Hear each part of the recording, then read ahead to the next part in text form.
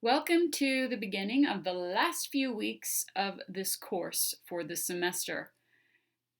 We have taken a lot of time to learn about physiology at the spinal level and also what is sometimes called the lower level, in that we have gone through the chemistry, the molecular work, functions for different cells that are very important for neurophysiology of human movement.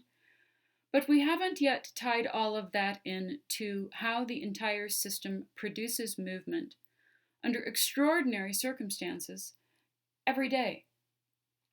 So, the next bit of lectures and leading us to the end will follow the general guideline of this lecture. Imagine this lecture as being an introduction to something new. Yes, of course, it's a continuation.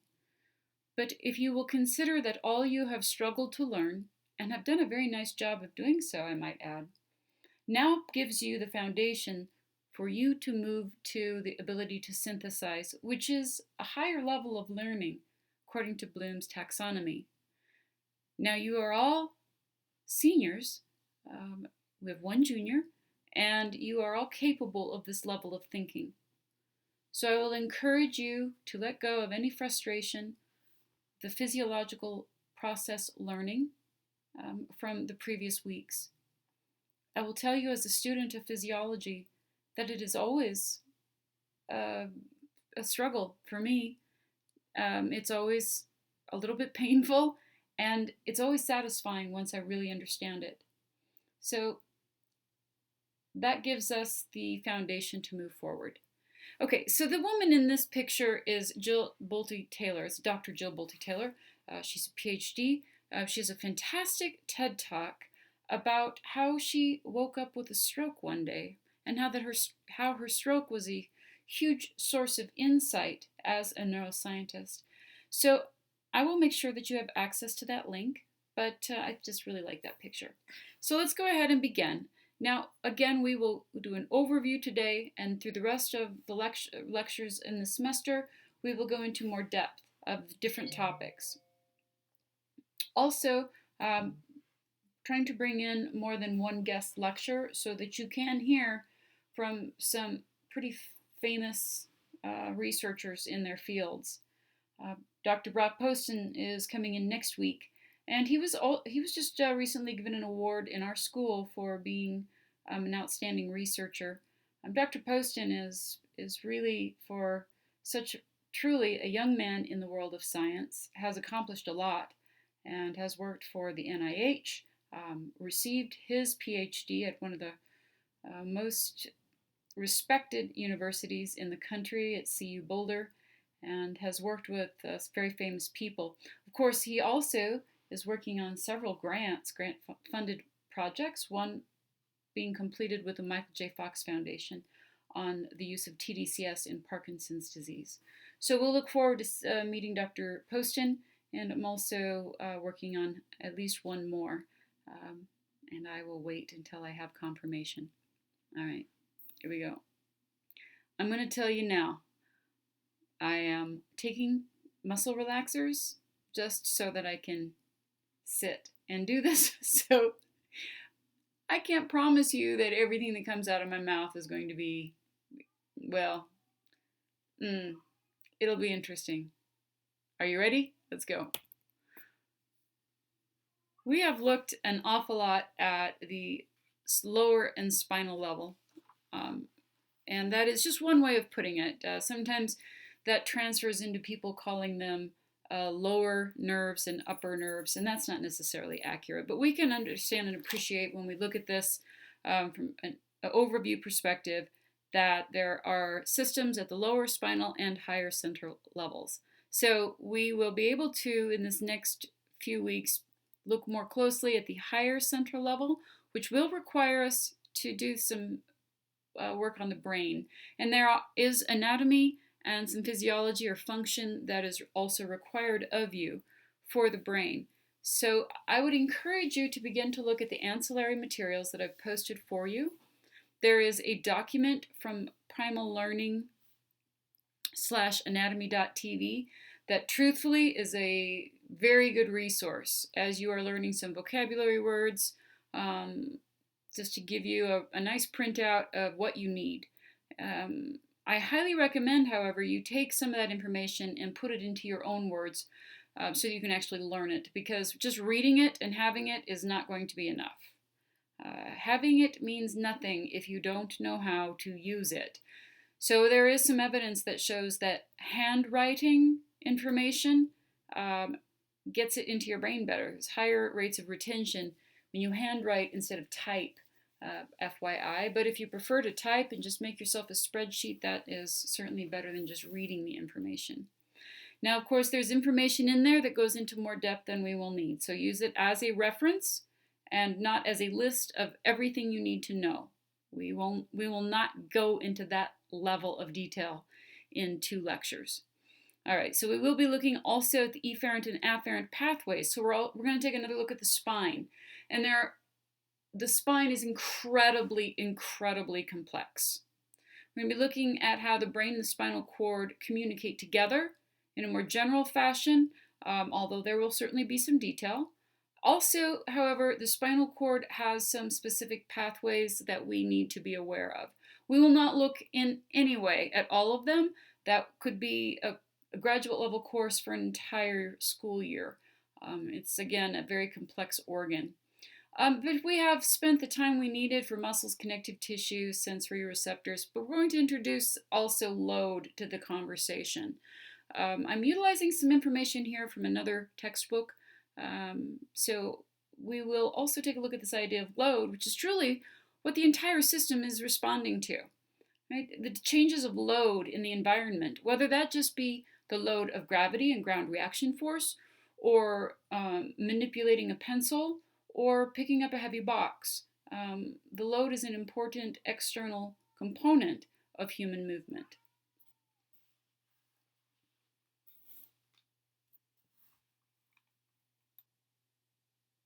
It's also very important to understand what is motor control. Let's get back to the basics here. So the subfield of motor control in the discipline of kinesiology is also related to motor learning, but it really is attempting to answer a variety of questions, such as how are reflexive and voluntary movements controlled? What is the brain's role in controlling human movement? Are certain areas of the brain responsible for different movement functions? And if different brain areas are diseased or injured, what are the effects on the control of movement? What are the factors that affect the speed and accuracy? And what are the different models of motor control? If we have time, we'll briefly touch on motor learning, how motor skills are learned, but you have a fantastic class with Dr. Gabrielle Wolf that is devoted to that topic. So here we have the 3 levels of motor control: higher central level, spinal level, and lower level. We see the anatomical structures. You must know the anatomy before you can move to the physiology, but you have had this in Biology 223. Anatomy and Physiology, section 1. So let's take a look. We can see that the higher center level, composed of the brain, responsible for planning and initiation of movement, and the conscious sensation of movement. So we see that ascending and descending neural pathways connect the higher center to the spinal level. The spinal level is composed of the spinal cord, which contains sensory, motor, and interneurons. We've looked at that. The spinal level also served as the intermediate relay station between the higher center and the lower level. A variety of reflexes are also housed within that neural network in the spinal cord, which is the area that is causing me discomfort today. Although I believe it's an SI joint issue. All right, the lower level, muscles, ligaments and tendons, and various receptors. You have a good working knowledge of that. Now, the load that must be moved has considerable influence on the neuromuscular system and is included within the lower level. So the load is considered in the lower level. Sometimes the load is just the weight of the arm, so we don't consider that. But in biomechanics, we have to take into consideration the weight of the limb, or the hand, or the partial limb, etc. And on many occasions includes the weight of an object that is grasped. At this lower level, we also know that we have the characteristics of muscle tissue physiology, contributions of the muscle spindle, and you have a good working knowledge again about that. So it's tempting to conceptualize these levels in some hierarchical fashion by wrongly assuming that the higher center level is more important. But it's really more appropriate to deem each level as no more important than the other. You have to understand that normal motor control depends on the proper functioning of each level. And any disease that affects one of those levels is going to affect movement overall.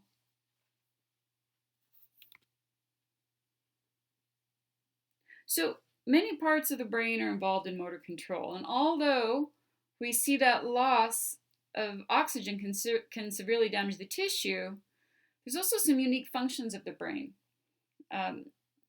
If brain tissue is damaged, it actually can sometimes not repair itself very well, because the glial cells, of which we've discussed, actually go in and create what would be the analogy to scar tissue, or just really empty space then filled with cerebrospinal fluid.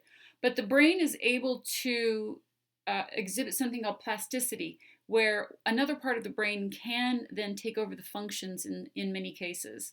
There's some really interesting research on that. We're going to take a little bit of a look at plasticity, which I think is one of the more exciting topics in this field. So you see here some information about the human brain, some things that you should take note of. It really is a very small organ. It's 2.5% of the total body weight, but it uses 15% of the blood supply and a quarter of the oxygen. This is one of the reasons why many of the interesting interventions that I have found have to do with hyperbaric treatment, which just involves placing a person in a chamber with a heightened percentage of oxygen for a period of time. There's some pretty good evidence that that can be very healing for brain tissue. Also something that I have considered studying in my future. It's very, very interesting stuff. If that's ever interesting to you, let me know. I've got a lot of great information on hyperbaric treatment for traumatic brain injury or mild traumatic brain injury. I'd like to utilize it for our athletes who have concussion syndrome. But at any rate, I digress, which is going to happen. I'm sorry. Okay, so you can read that slide all by yourself. So the first thing that we take a look at here is that the supplementary motor cortex, and that is truly where it appears that the idea for the act of movement is partially formulated. So we think about the act, if you will, or we create the act in the supplementary motor cortex located just anterior to the motor cortex. This is where your directions are going to be important. So this area becomes activated prior to movement, suggesting it is highly involved in the planning of movement. Several studies have shown this to be true. In this study from Roland et al., they required subjects to actually perform and then later to only imagine a sequence of finger movements. So using a PET scan, they measured blood flow to both the supplementary motor cortex and the motor cortex under both conditions. And they found that both the supplementary motor cortex and the motor cortex were highly active during performance of the finger movements. However, while imagining the finger sequence, only the SMC, the supplementary motor cortex, showed increased blood flow. This research was foundational in a multitude of studies that is what really athletes lean into when they talk about mental training. So particularly you read about Olympic athletes who have coaches that understand having the athletes practice mental rehearsal, really does have an effect on their performance when they return. This activates everything up until the actual movement itself. So a lot can be said for what we imagine. It is activating parts of our brain. We're going to spend some time on the motor cortex, very important component. And so we see that the motor cortex determines which muscles are assigned to a planned movement. Some neurons are involved in the direction of motion. The motor cortex also helps to regulate muscle force and has contralateral representation, meaning the neurons in the left hemisphere of the motor cortex control the muscles on the right side of the body and vice versa. So we see generally the muscles located in certain parts of the body that require very fine coordinated movement are represented in the motor cortex with more neurons and muscles that are responsible for gross movement. So we'll take a look at that. You've probably seen the homunculus before.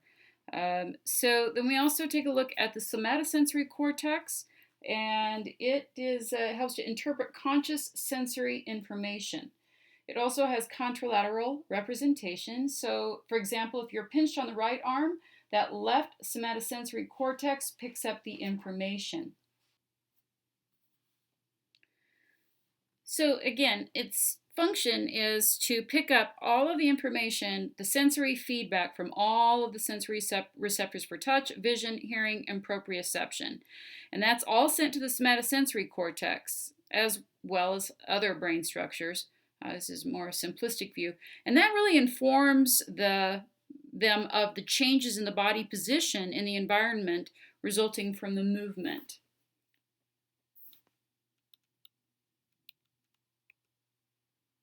All right, so both of these somatosensory and motor cortex are represented by the homunculus. And we can see here a picture of the homunculus. So basically the neurons, they make the size of the body part representative of the amount of neurons that we have in that organ. So remember, each spot is dictated to a certain organ or limb or area to move, and we can see how that is represented by size in the homunculus.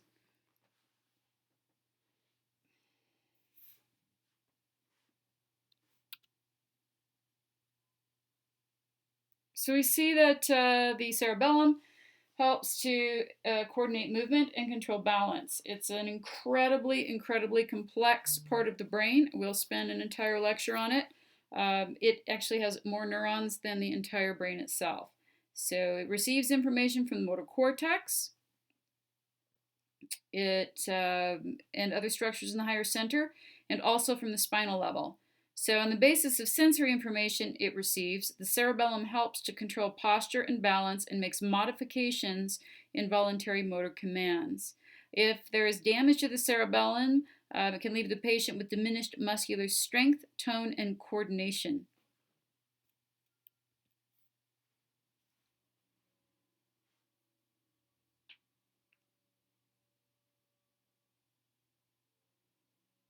So as the plan for motor movement is sent from the supplementary motor cortex to the motor cortex determines which muscles are involved.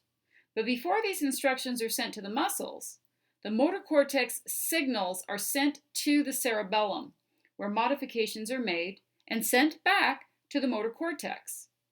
Then the motor cortex sends the modified signals to the muscles. That loop, that cerebrocerebellar loop, occurs every 10 milliseconds. So it's like a constant feedback loop that's helping us to fine-tune our movements. Basal ganglia is a set of 5 separate neurons located deep inside the brain. The basal ganglia is responsible for activating movement and is very helpful in regulating muscle force production. They produce a very important neurotransmitter, dopamine. If dopamine levels drop significantly, then we start to see Parkinson's-like symptoms. And this is where Parkinson's is most noted.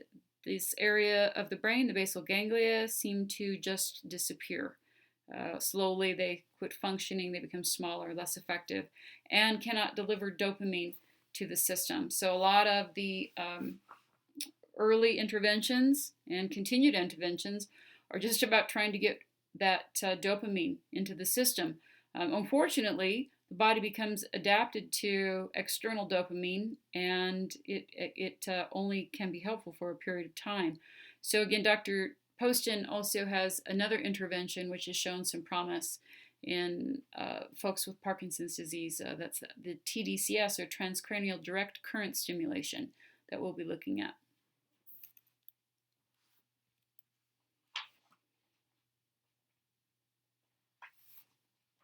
So we see here, speaking of plasticity or adaptability, there was a study done. There's been several studies done in this area. But a very famous one, Albert and his colleagues compared somatotopic representation in the somatosensory cortex of musicians of stringed instruments, comparing that with non-musicians, and they used an MRI. And they found a greater degree of representation in the left hand in the musicians, particularly in the fingers, but no differences in the left thumb or the right hand. These differences were even greater in musicians with more years of training. So the results showed that representation in the cortex can change as a result of learning. The more learned they were, the more robust that area of their somatosensory cortex had become.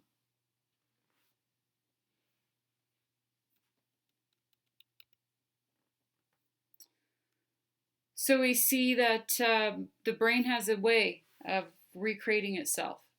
It is, to our knowledge, the only organ that does that on a regular basis. We can see many instances. For instance, those who are Braille readers, they have a very different somatotopic representation. And what's interesting is if those Braille readers go on vacation and they take a brain scan before and after, they actually see that after a week or 2 weeks of not utilizing that same skill, the brain begins to change. You might see a video in Dr. Wolf's class of a little girl who had a hemispherectomy and had to have half of her brain removed. And in fact, within just a few short weeks, the little girl was able to move and dance and function and have a normal life. So I think it's pretty outstanding. I think it's one of the more interesting things that I've come across in my education. All right, so we've talked a lot about the lower level. I'm just going to kind of make a run through here. That includes the muscles, the connective tissue, sensory receptors, and the load, which we've discussed briefly, but not something we've gone into a lot. Lean back into your biomechanics understanding for the load. We'll spend some time at the spinal level. For today, let's talk just generally about it. There are a couple of tracts of neurons, neuronal tracts, that we'll be paying attention to. One is the corticospinal tract, corticospinal, and the second is the extrapyramidal tract. But we understand, of course, that this is a very important integration area. This is the integration area between the upper and the lower levels, or the brain and the receptors in the muscles. So pretty important stuff. Also, the spine is highly involved in locomotion. A lot of it's coordinated in the spinal cord through a series of what we can only consider to be complex reflexes. And we have found that in a lot of experiments where, they are spinalizing the animals and then having them do treadmill tasks. And even without the higher center connection, they are able to produce movement or locomotion.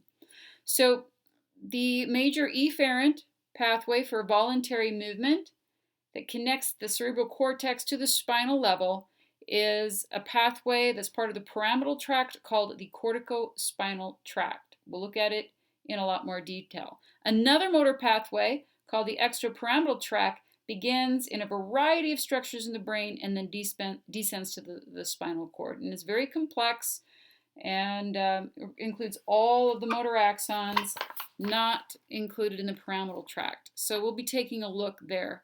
Another major afferent pathway that sends sensory information is the dorsal column.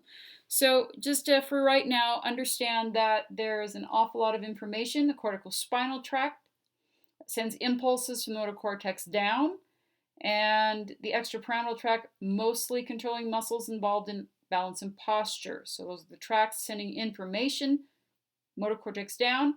Then the dorsal column carries back up touch and movement information from the different sensory receptors for conscious perception.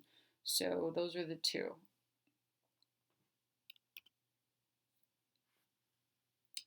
I like to show you this graph. You've learned about this, probably not just from me, but sometimes looking at it in a different way helps to give you that aha moment. So length-tension relations in muscle. So to think of the muscle as being surrounded by connective tissue that provides some elasticity. And as the length of the skeletal muscle, for instance the biceps, lengthens, then the elastic tension builds. And we're going to call it the restoring force. So imagine a rubber band. You pull a rubber band. If it didn't have its elasticity, once you let it go, it could not return back to its normal resting state. It's a huge oversimplification, but it's basically the same idea. So we see this length-tension relationship as being important for the normal function of movement. Imagine if our muscles didn't have these elastic components. It would be entirely different creatures, and we probably would not have the same survivability or movement ability. Let's just talk briefly about the equilibrium point.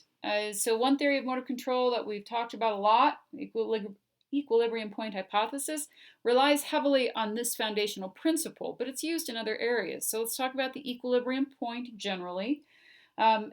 Basically states that when the limb is being held at a stationary position, like at a 90-degree elbow angle, the respective tension, or technically the torque, of the agonist and antagonist muscles have to be equal and opposite. So when they're equal and opposite, then they're in equilibrium. So the agonist and antagonist producing the same amount of force, same amount of torque, then they are in equilibrium. You've spent a lot of time on muscle spindles. They're located, of course, within the skeletal muscle tissue, and they provide information about length and change in length to the muscle tissue to the central nervous system. I have posted this link for you on the ancillary materials in the folder on Web Campus. Pretty quick little animations that might, again, really help to solidify that understanding for you. So it's a good idea to take a look and understand that in science, models, laws, and theories are used to describe and explain phenomenon. Hypotheses help to create models, laws, and theories. So we understand that as well in other disciplines that motor control has their own. So in order to become a law, a theory, let's start with theory, or a law, well, there has to be an awful lot of research that supports the same idea. We can't just take one positive report or negative report and call it a day. So don't be confused when you hear somebody talk about a hypothesis and consider it to be a theory or a law. Models, particularly in our case, because there isn't direct evidence that completely explains everything, sometimes models also have to be employed, particularly in our area.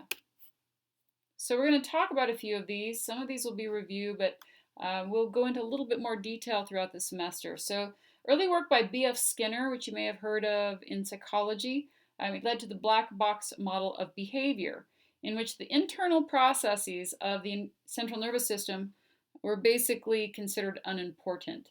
Skinner was primarily interested in how certain behaviors or responses could be controlled and conditioned using various reinforcement techniques. And so we'll take a look at that in a little bit more detail as we go. We also have the information processing model.